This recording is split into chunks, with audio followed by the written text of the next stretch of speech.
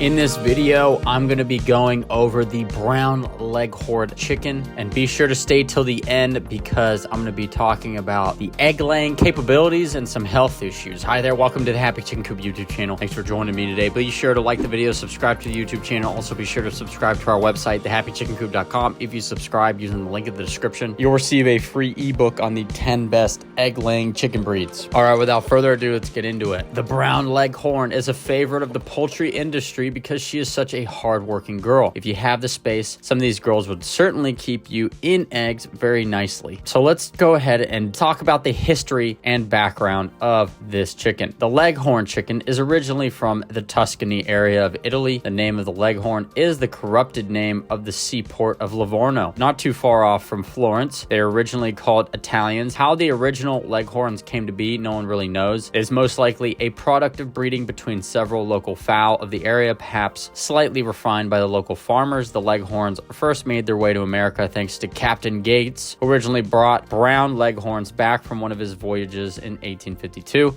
A year later, white Leghorns were also imported to the U.S. They won hearts and shows in the U.S. and were exported across the Atlantic to England. The English did not care for the skinny birds and so crossed them with the Minorca to get a more plump bird. As often seems to be the case, once a standard is set, the breed fanciers will divide into heritage and industrial. This is the case for the Leghorn. The original Leghorn lines are in the hands of a few dedicated breeders, while the majority of Leghorn chicks born nowadays are hatchery quality. Let's get into the appearance here. Many folks assume that Leghorns are white. This is far from the truth, as we shall see here in a bit.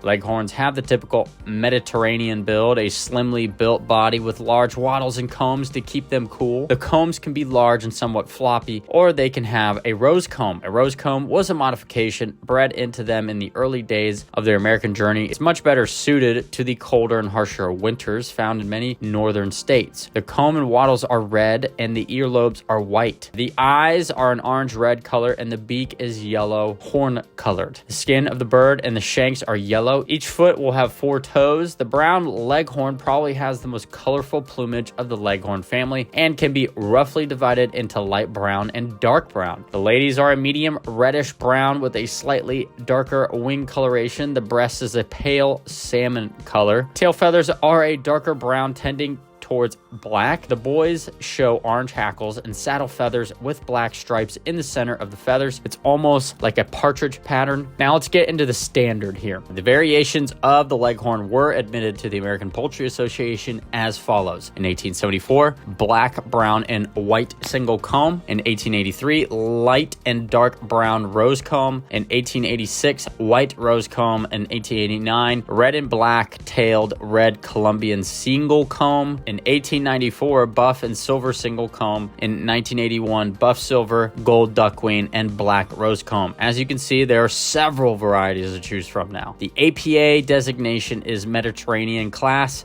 clean-legged, single, or rose comb. The standard is the same for the Bantam Leghorn. The Italian Poultry Association recognizes 10 standard varieties, none of them rose combs since the original birds did not have rose combs. The weight for these birds is usually around 7.5 pounds for the boys and 5 to 6 pounds for the girls. Although the weight is comparable to a standard size hen, Leghorns are rarely suitable for table fare. Bantams weigh in at 1 kilogram for the boys and 0.9 kilograms for the ladies. Now let's get into the disposition, and stay tuned here because I will be going into the egg laying department soon. As far as the disposition goes, they are not a cuddly chicken by any means. They are very active and dislike being held or restrained, although they tolerate confinement well enough as long as there are things to occupy them. The Leghorn has a reputation of being high-strung, unfriendly, and flighty. Much of this will depend on the strain that you buy, but they aren't unfriendly, just independent. They are very intelligent and resourceful birds that enjoy foraging and finding their own food.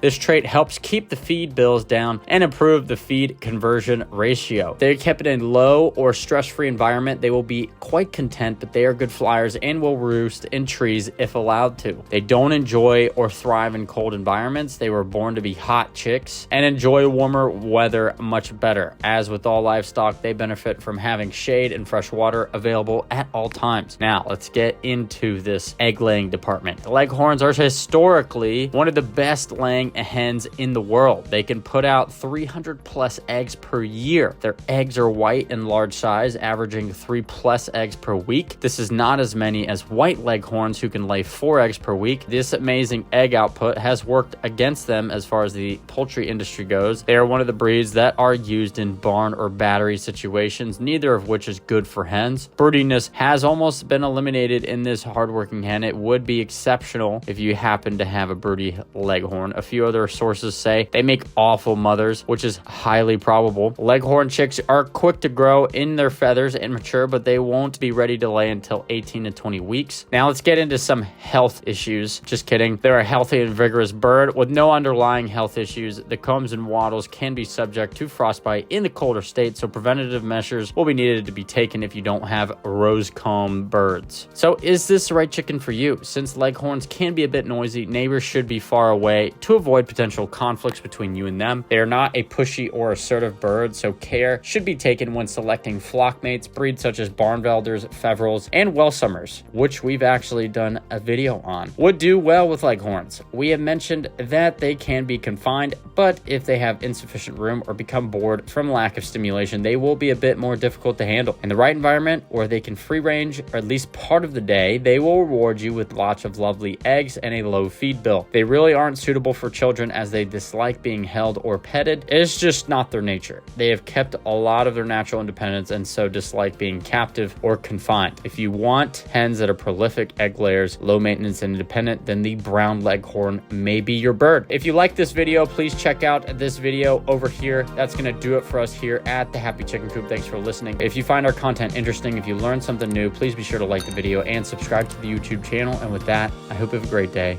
and we'll talk to you soon.